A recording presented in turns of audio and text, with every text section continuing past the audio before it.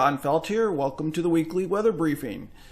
This week it looks like some snow, some ice, some heavy rain, but I think the big story will probably be the cold temperatures. Let's start off today's briefing though by a review of the snow from the last week.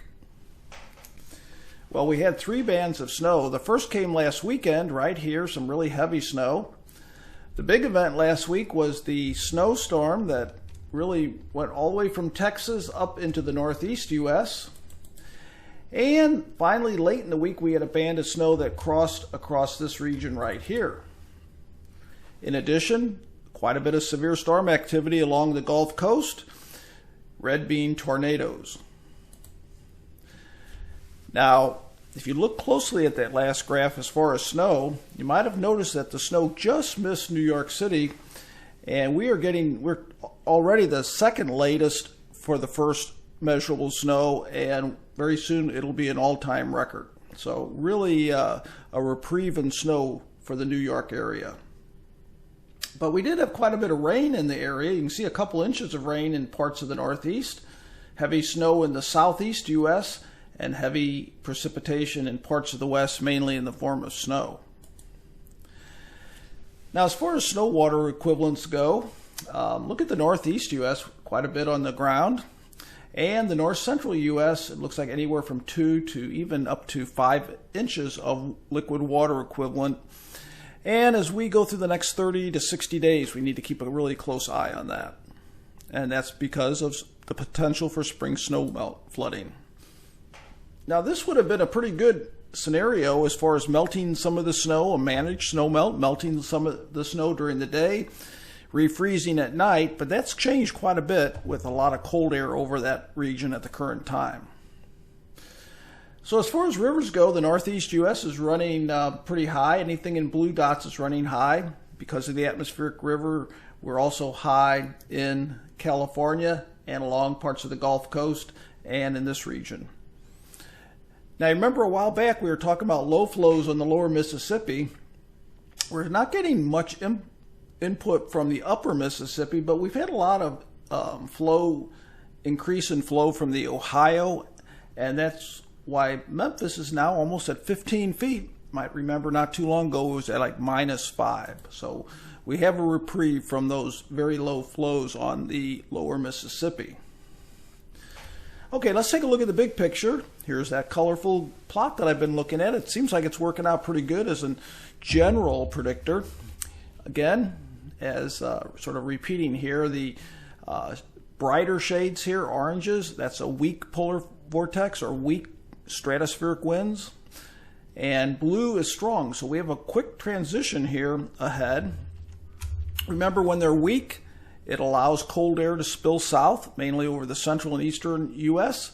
And when it's strong, it keeps that cold air to the north. So let's see what models say. They should bear that out. Right now, we have that big dip in the jet stream, and that's associated with unusually cold air that has spilled into the U.S. But look at this. By the end of the week, we already have that jet stream pushing up to the north. It's still affecting parts of the northeast and north central U.S., but it's really pulled out from parts of the Midwest and South. Okay, so let's take a look at temperatures here, and you can see the next 5 days, really the areas being impacted by the coldest air are those shades in purple. Those are temperature departures. If we look at Tuesday morning, look at the temperature departures, possibility of 20 degrees below what would be normal in parts of the South. And if you think that's bad, take a look at Fargo here. The low tonight -21 and the high tomorrow not even making it to 0. These are our overnight lows, Monday night and Tuesday night. Look at the -15 degree overnight lows in many spots in the upper Midwest. Okay, but like I said, it does change a bit as we get into early February. Many areas that had that really significant cold temperature departures have now rebounded and we're above normal.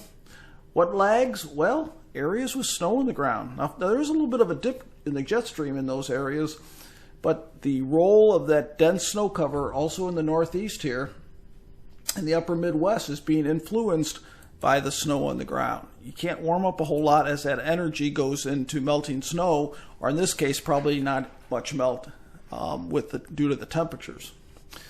Okay, so let's bring to your attention this week, when we get a strong gradient of Arctic air under this high pressure here, and right where that front tends to stall, we have at the surface, we have cold air that has pushed in, but aloft it hasn't quite pushed in as much, so we have a possibility of freezing rain in parts of Texas, Oklahoma, and other scattered areas this week, early this week in particular. Now, in addition, we have very heavy rain forecast over the south central U.S. and southeast.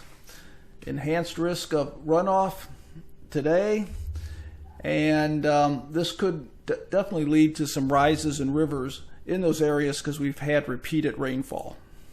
Here's our snow forecast. Not a lot of snow, higher elevations, but not a whole lot. But I do think freezing rain will be a possibility, especially in Texas, Oklahoma, parts of Arkansas. Anywhere these colors here are above 0.10, above a tenth of an inch is where we could have some problems. So as far as the threat assessment this week, I mentioned the ice right in here. I mentioned the cold weather in this region, and I mentioned the flooding rain over the south central and southeast U.S. Okay, so let's look a little bit further ahead as far as the next 2 weeks go. Let's look at week 2 here. We sort of have this dividing line right here with colder than normal temperatures to the west and warmer than normal in the east. And this is interesting here, enhancement of precipitation over the central U.S. Hey, now this week, usually I think about what I want to say as we get into the week. I'm going to talk about soil moisture, and I'm going to talk about the month of February ahead. That's my topics this week. Have a great week. Take care.